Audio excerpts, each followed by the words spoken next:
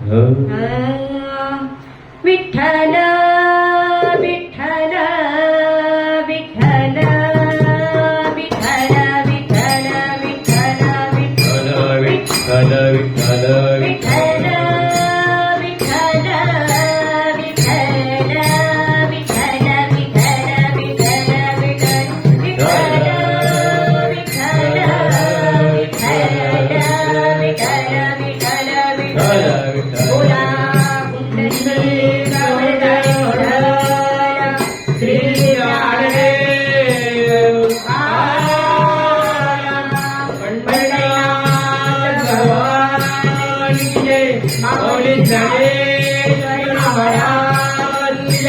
जगद्गुरु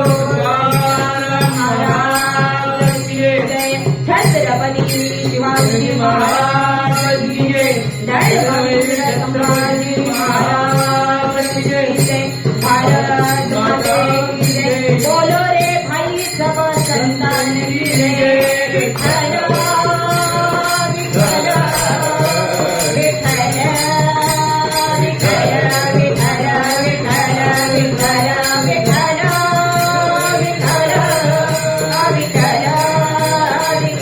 विठ्ठल विठ्ठल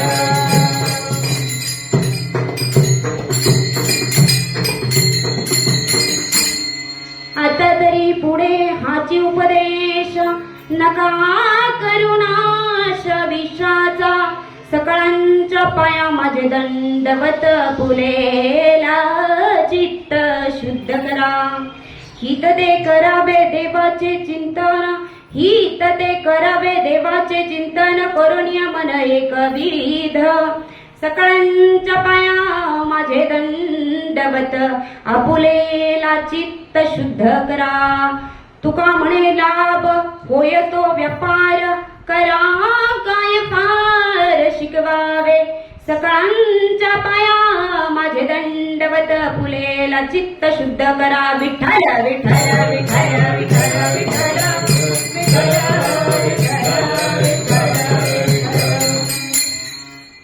महायोग पीठे तठेबी मरथ्या, वरं पुंडरीकाय दातृं मुनींद्रे. समागत्य तिष्ठं तमानन्दकन्दं, परब्रह्मलिंगं भजे पांडुरंग. पांडुरंगा करू प्रथम नमन, दुसरे चरण संतांची, दुसरे चरण संतांची, दुसरे चरण संतांची. पांडुरंगा करू प्रथम नमन, दुसरे चरण संतांची, दुसरे चरण संतांची, दुसरे चरण संतांची. त्यांच्या कृपादाने कथेचा विस्तार, त्यांच्या कृपादाने कथेचा विस्तार, त्यांच्या कृपादाने कथेचा विस्तार. बाबाजी सद्गुरू दास तुका, बाबाजी सद्गुरू दास तुका, बाबाजी सद्गुरू दास तुका. त्यांच्या कृपादाने कथेचा विस्तार, बाबाजी सद्गुरू दास तुका, बाबाजी सद्गुरू दास तुका, बाबाजी सद्गुरू दास तुका. अलंकापुरी पुण्यभूमी पवित्र, तेथे नांदतो ज्ञान राजा सुपात्र. तया ठविता महापुण्य राशी, नमस्कार माझा श्री सद्गुरु ज्ञानेश्वरासी. नमो ज्ञानेश्वरा, नमो ज्ञानेश्वरा, नमो ज्ञानेश्वरा, नमो ज्ञानेश्वरा. नमो ज्ञानेश्वरा, नमो ज्ञानेश्वरा, नमो ज्ञानेश्वरा नमो ज्ञानेश्वरा निवृत्ती उदारा सोपान देवा निवृत्ती उदारा सोपान देवा मुक्ताबाई नमो त्रिभुवन पावनी आद्यत्रय जननी देवाची नमो मुक्ताबाई नमो त्रिभुवन पावनी आद्य जननी देवाची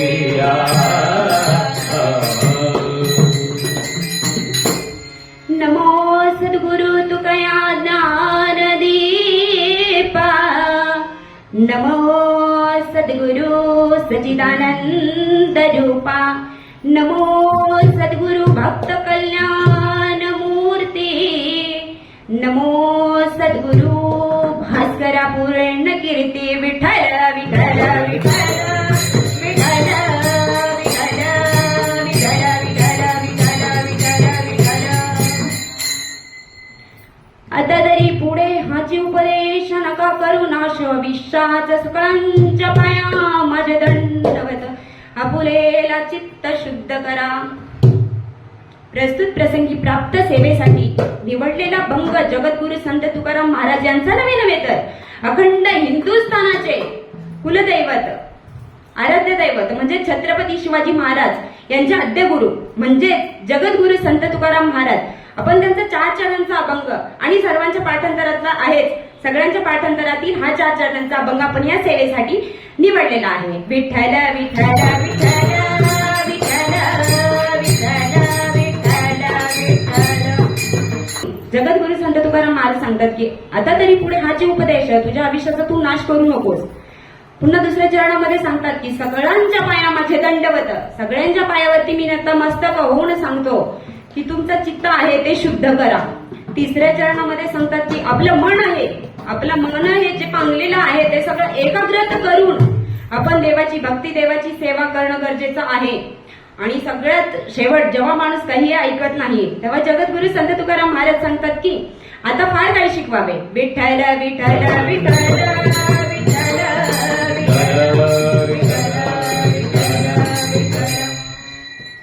जगद्गुरु संत तुकाराम महाराज सांगतात आता तरी पुढे हाचे उपदेश. आता तरी म्हणजे चालणारा काळ, आता काळ वर्षांनी वर्ष झाले जगद्गुरु संत तुकाराम महाराजांनी अभंग लिहिलेले पण ते अभंग आजही जसेचे तसे आहेत ना, आजही जसेचे तसे आहेत अभंग. त्याचा छोटासा मी थोडासा जास्त वेळ घेत नाहीये, थोडासा मी त्याचा थोडासा हे सांगते.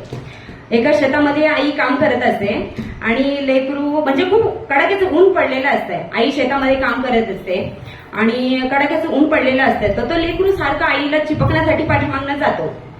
तर आई बोलते बाळा रे तुला ऊन लागतंय तू सावलीमध्ये बस. पण बाळ काही केल्यानं ऐकत नाही. शेवटी आई आहे माऊली, तिला लेकराचे चित्त हे पाहिजे, लेकराचे चित्त हे समजते कशामध्ये आहे. तर आई सांगते की बाळा तू सावलीमध्ये बस, लेकुराचे हित बाहे माऊलीचे चित्त. तर बाळ काही केल्यानं ऐकत नाही. आई मोठं खेळण्यांचा डबा आपटते. आता तरी विठ्ठल विठ्ठल विठ्ठल विठ्ठल विठ्ठल. त्याचप्रमाणे जगद्गुरु संत तुकाराम महाराज सांगतात की आता तरी पुढे हाच उपदेश करू नका नाश आयुष्याचा. जगद्गुरु संत तुकाराम महाराज आपल्याला उपदेश न करता सर्वांना उपदेश करतात की आता तरी पुढे हाच उपदेश. जगद्गुरु संत तुकाराम महाराज सांगतात की उपदेश हा कुणाला करावा, उपदेश हा कुणाला करावा. उपदेश मूर्ख माणसाला करू नये, उपदेश हा शहाण्या माणसाला करावा. की मूर्ख माणसाला करावा, शहाण्या माणसाला करावा. जगद्गुरु संत तुकाराम महाराज बोलतात उपदेश करावा तो शहाण्या माणसाला करावा. मूर्खाला उपदेश केला तरी त्याला काही समजणार आहे. आपण मूर्खाच्या मागे कितीही लागलो तरी तो ते समजून घेणार नाही. महाराजांनी खूप छान सांगितले उपदेश ही मूर्खांना प्रकोपायन शांतय पयप्पान भुजगांना केवल ही विषवर्धन. महाराजांनी आपल्याला या उदाहरणामध्ये असं सांगितलेलं आहे की आपण सापाला नागपंचमी तर सर्वांना माहितच आहे. नागपंचमीला आपण जेव्हा नागाला दूध पाजायला जातो, नाग तो दूध पिऊन निघून जातो. पण तोच नाग जर पुन्हा आपल्या समोर आला, त्यांनी दंश केला तर तो नाग आपल्याला तो विष आपण त्याला दूध पाजलेलं आहे पण तो आपल्या शरीरामध्ये काय सोडतो? विष सोडतो. काय सोडतो? विष सोडतो. तर असं त्याचं हे असते. तर जगद्गुरु संत तुकाराम महाराज सांगतात की माय बाबा उपदेश करतोय मी, पण उपदेश तुम्ही कुणाला करा? उपदेश हा शहाण्या माणसाला करावा, मूर्ख माणसाला करू नये. मूर्ख माणूस सुधरत नाही. असं जगद्गुरु संत तुकाराम महाराज सर्वांना सांगण्याचा प्रयत्न करतात, पण कोणीही त्यांचं ऐकत नाही. तेव्हा जगद्गुरु संत तुकाराम महाराज साक्षात सर्वांच्या पायावरती दंडवत घालण्याचा प्रयत्न करतात. अभंगाचे दुसरं चरण. सकळांच्या पाया माझे दंडवत, सकळांच्या पाया माझे दंडवत, सकळांच्या पाया माझे दंडवत, सकळांच्या पाया माझे दंडवत.